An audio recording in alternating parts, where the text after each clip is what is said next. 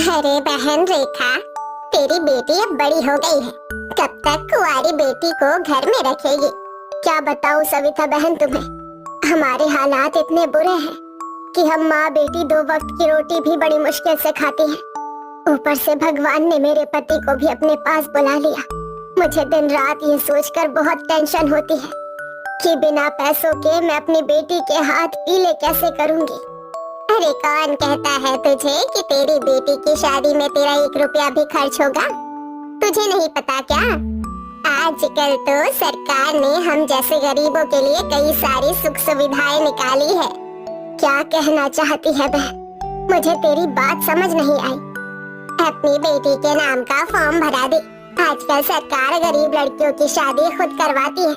ऊपर से शादी होने के बाद बेटी के नाम पर खाते में पैसे भी आते हैं। और तो और तुझे लड़का ढूंढने की भी जरूरत नहीं।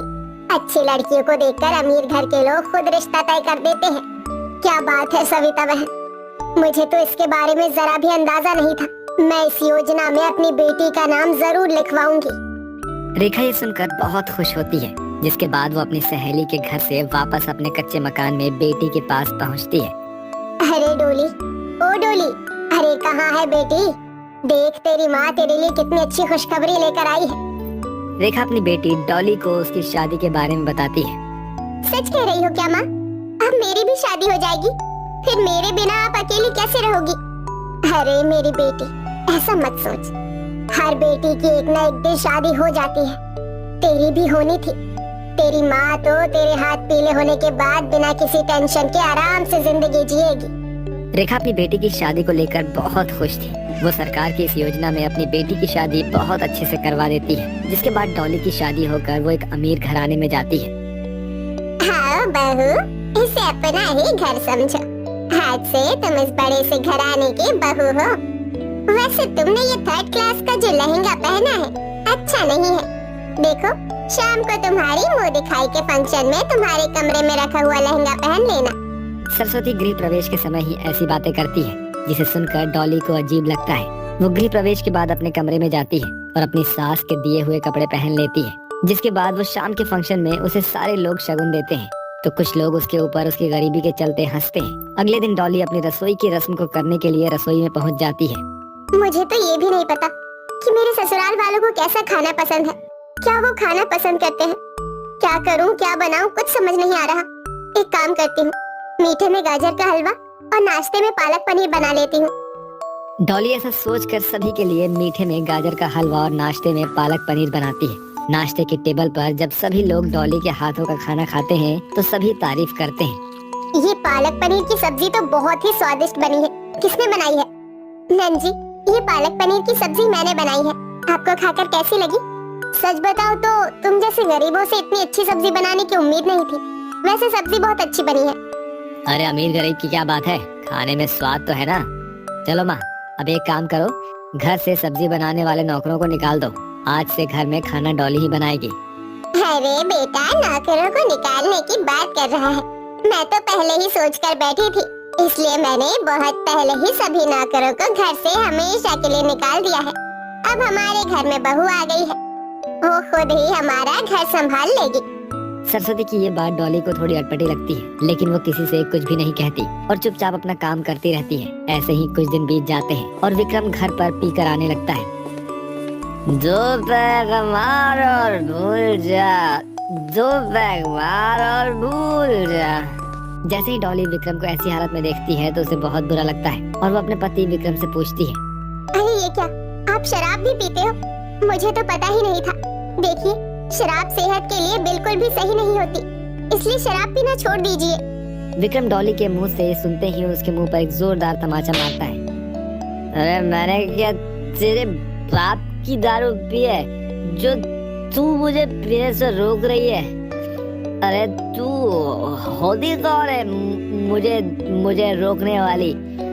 अगर मेरी शराब और मेरे बीच में तू आई तो तू फिर तू सोच लेगा मेरे से बुरा कोई नहीं होगा। बेचारी डॉली एक चाटे में ही रोती रह जाती है। उसे बहुत बुरा लगता है। उस रात उसे नींद तक नहीं आती। वो सारी रात यहाँ से वहाँ करवटें बदलती रहती है। ऐसे ही उसका पति जुए और शराब की लत में इतना ज्यादा गिर जाता है कि वो जुए में धीरे धीरे अपना सब कुछ हारने लगता है। वहीं दूसरी तरफ पारुल और सरस्वती दोनों डॉली से घर में नौकरों की तरह काम करवाती हैं और उसे कभी भी मारती पीटती रहती हैं। बहुत ज्यादा कामचोर हो गई है तू। अरे तुझे क्या लगता है कि मैं तेरे नखरे यहाँ झेलूंगी? सरस्वती ऐसा कहने के बाद बेचारी डॉली को मारती पीटती है। वहीं विक्रम धीरे धीरे जुए शराब की वजह से सब कुछ हार जाता है, जिसके चलते वो अर्श से फर्श पर आ जाता है। सब कुछ खोने के बाद वो एक किराए के मकान में रहने लगते हैं। जब से ये कलमुही करम जली इस घर के अंदर आई है, तब से ही हमारे घर का तो बेड़ा गर्क हो गया है। कहाँ तो हम इतने अमीर थे और कहाँ अब फकीर हो गए हैं। एक मासूम को इतना परेशान करोगी माँ जी, तो भगवान आपको कभी भी अच्छा फल नहीं दे सकता। ये सब आपके ही कर्मों का नतीजा है जो आप लोग भोग रहे हो।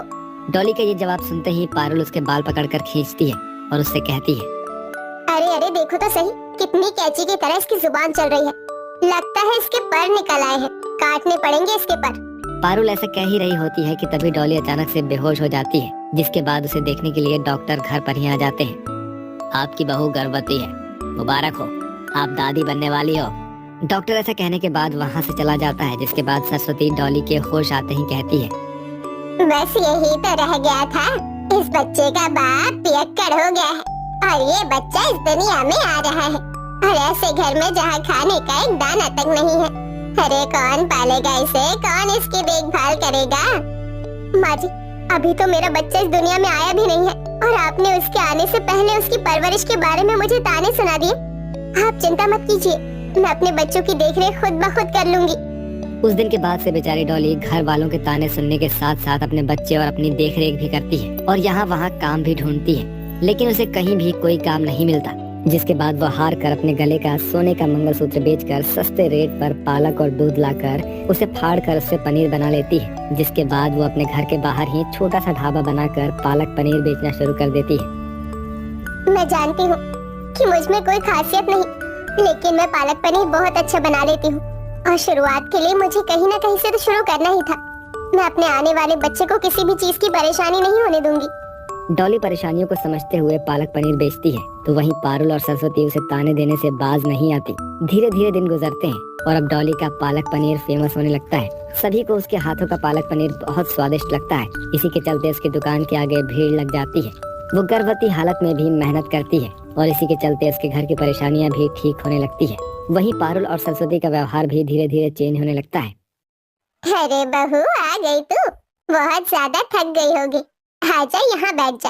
अरे पारुल, अपनी भाभी के लिए ग्लास में पानी लेकर आ, मेरी बहू बहुत काम करती है।